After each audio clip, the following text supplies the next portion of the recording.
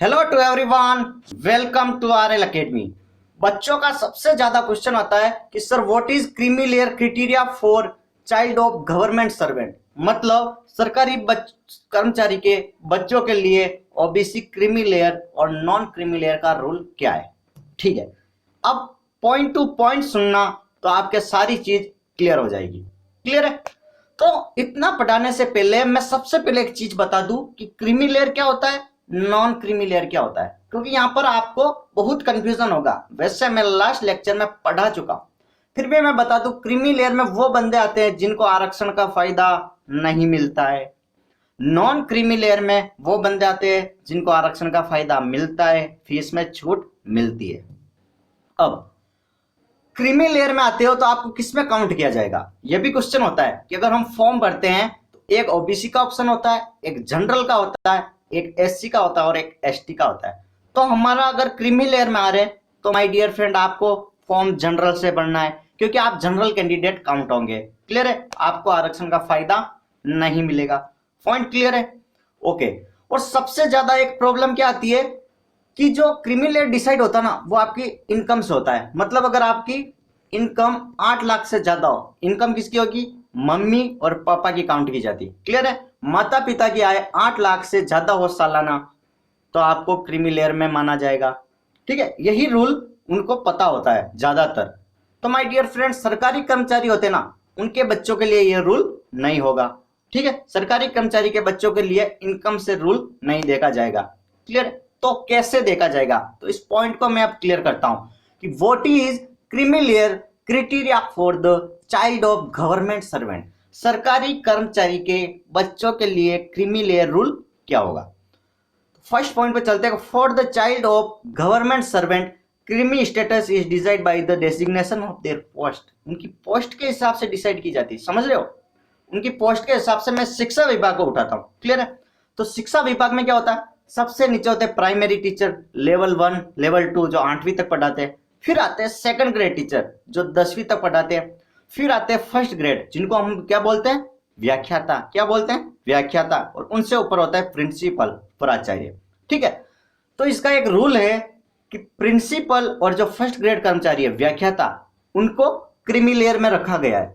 उनको creamy layer में रखा गया। उसके बाद अगर सेकंड ग्रेड थर्ड ग्रेड जो 10वीं तक पढ़ाते हैं तो उनको नॉन क्रीमी लेयर में रखा गया। क्लियर है?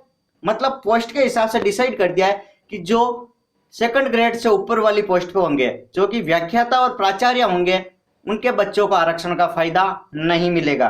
सिर्फ ओबीसी में लागू हुआ है, सिर्फ ओबीसी में लागू हुआ है।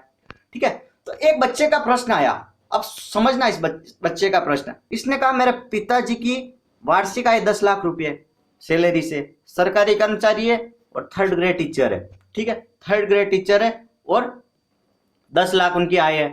तो उन्होंने क्या किया, कास्ट सर्टिफिकेट के लिए अप्लाई किया और उनको क्रीमी लेयर में डाल दिया, क्योंकि उनको रूल पता नहीं था, उनको नियम पता नहीं था।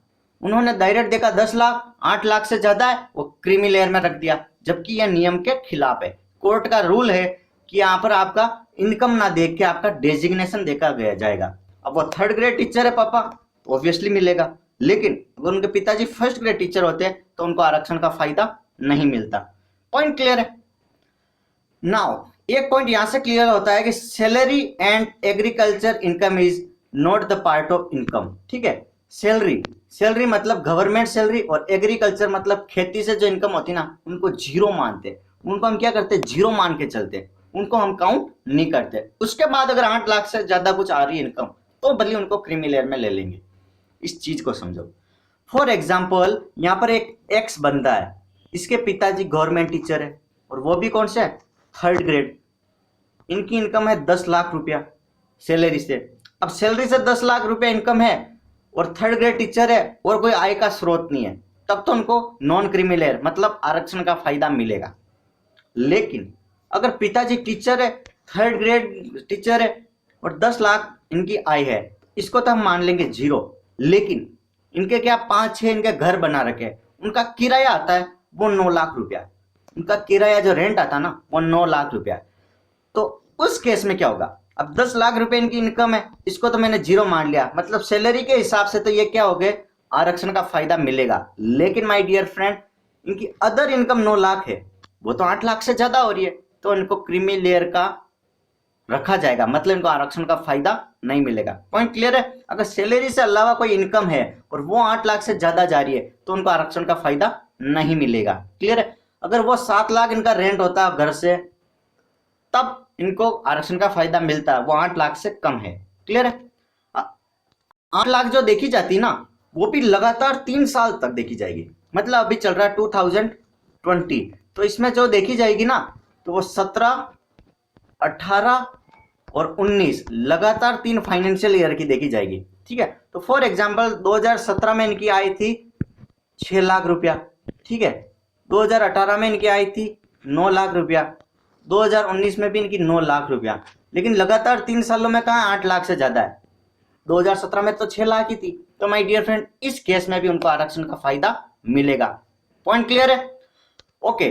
फिर कह रहा है creamy layer is decided on the status of parents only, मतलब पेरेंट्स के स्टेटस पर ही डिसाइड होगा। पेरेंट्स के स्टेटस पर मतलब माता और पिता की आय को ही देखा जाएगा, आपकी खुद की इनकम को उसमें नहीं जोड़ा जाएगा। क्लियर है? आप चाहे 50 लाख कमाते हो, लेकिन अगर आप आरक्षण लेना चाह रहे हो तो उसमें आपकी माता और पिता की आय देखी जाएगी। पॉइंट क्लियर है? ओके। अब यहां से क्लियर होने के बाद माय डियर फ्रेंड, एक और आता है 8 lakh limit criteria is not for the government servant child. ये मैंने आपको क्लियर किया था कि 8 लाख रुपए का जो क्राइटेरिया होता है सरकारी कर्मचारी के बच्चों के लिए नहीं देखा जाएगा।